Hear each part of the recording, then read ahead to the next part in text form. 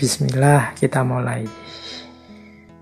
Saya awali dari kategori pemimpin Jawa. Jadi dalam tradisi Jawa ada pandangan tentang kategori-kategori pemimpin. Ada pemimpin yang nisto, ada pemimpin madya, ada pemimpin utomo. Ini dari istilahnya teman-teman mestinya sudah ngerti ya. Kalau nisto itu nanti diserap dalam bahasa Indonesia jadi nista. Ini pemimpin yang hina. Kenapa disebut nisto? Ya pemimpin yang hanya mikir dirinya sendiri. Sama sekali mengabaikan tugas dan tanggung jawabnya.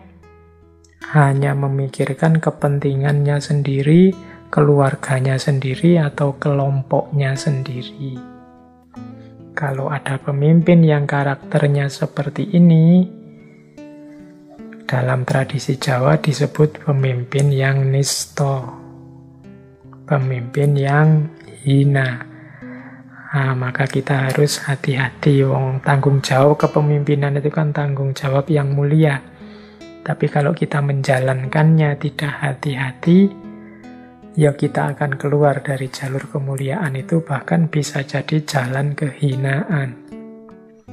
Dalam hidup ini banyak hal-hal yang baik, yang mulia, yang luhur. Tapi begitu kita menyikapinya salah, yang mulia, yang luhur itu sering malah blunder jadi jalan kehinaan kita. Termasuk kepemimpinan. Naik satu level, ada pemimpin kelas madya. Pemimpin kelas madya ini ya pemimpin yang sebenarnya sudah amanah. Dia menjalankan tugas-tugas kewajiban sebagaimana yang harus dia jalankan. Jadi kalau dia harus melakukan A, ya A sudah dia lakukan. Setelah itu baru dia menuntut haknya.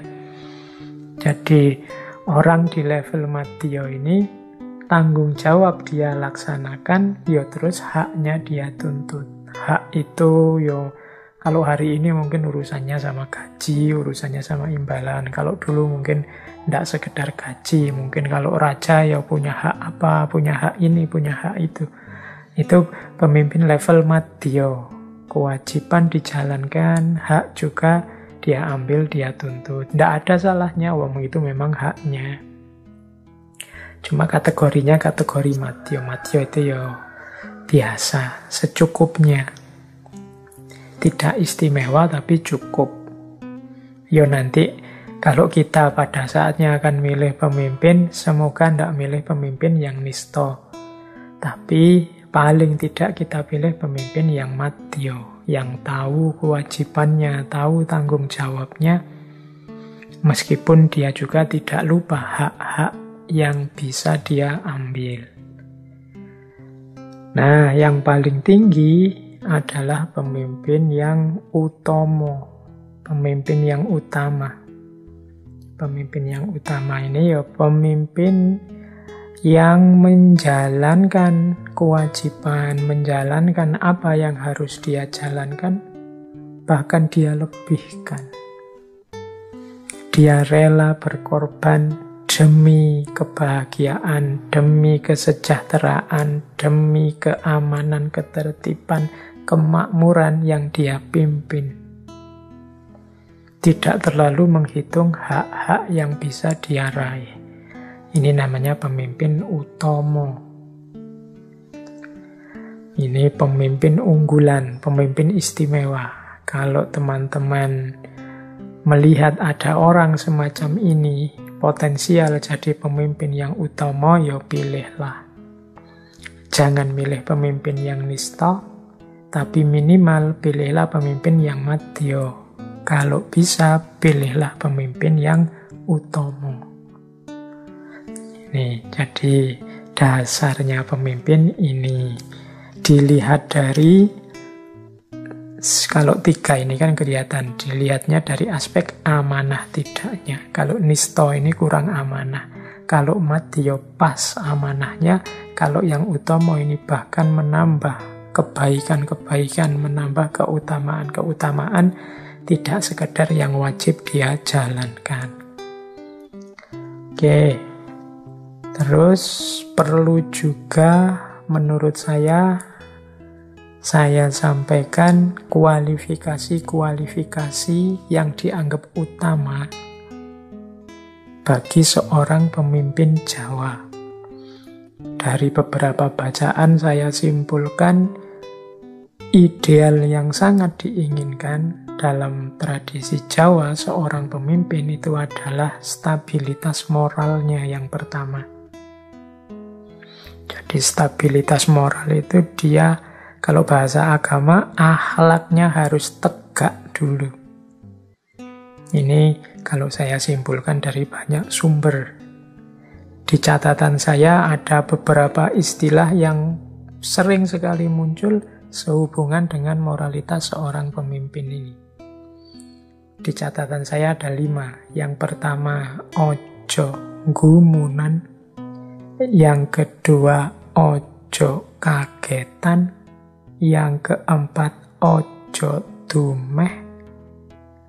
Yang ketiga, ojo dumeh. Yang keempat, prasojo. Yang kelima, manjing ajur ajer. Jadi, moralitas pemimpin yang stabil antara lain bisa dilihat dari wataknya.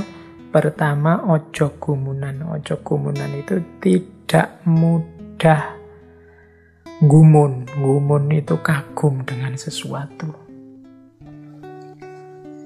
Hidup ini sangat dinamis, kita ketemu banyak peristiwa, tapi tidak usah mudah kagum, mudah wow kalau pakai bahasamu hari ini.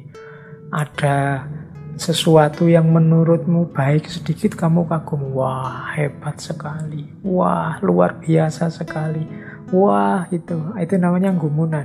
Orang yang mudah gumun ini mudah tertipu biasanya. Kayak kita kalau nonton sulap itu loh, isinya kan serba gumun, serba kagum. Waduh kok bisa ya, wah kok, itu gumun. Orang yang gumun biasanya tidak bisa berpikir jernih.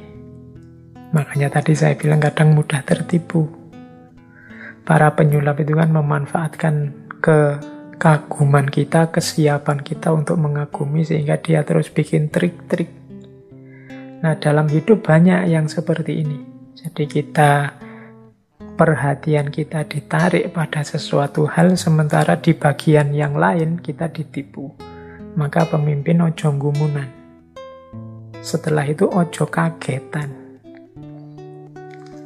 Ya, mudah terkejut, mudah heran, mudah kaget. Nah, orang kaget itu kan orang yang menunjukkan dia tidak siap menerima kenyataan. Kaget, kok bisa ini terjadi, kok bisa itu terjadi. Banyak orang gumun, banyak orang kaget waktu ada corona. Gumun dan kaget membuat kita tidak siap menghadapi kenyataan, membuat pikiran tidak jernih. Maka yuk bareng-bareng nambah ilmu, nambah wawasan, nambah pengetahuan tentang hidup ini, biar wawasan kita luas sehingga tidak gampang gumun, tidak gampang kaget. Apapun yang terjadi kita mampu membacanya. Paling tidak kita sikapi itu, ya kalau Allah menghendaki, kalau Tuhan memutuskan, apapun bisa terjadi. Tidak harus gumun, tidak harus kaget. Kalau pemimpin gumunan, pemimpin kagetan, sehingga dia terus tidak bisa berpikir jernih, sehingga terus dia mudah ditipu, ya yang susah nantinya yang dipimpin juga. Kemudian yang ketiga, ojo dumeh.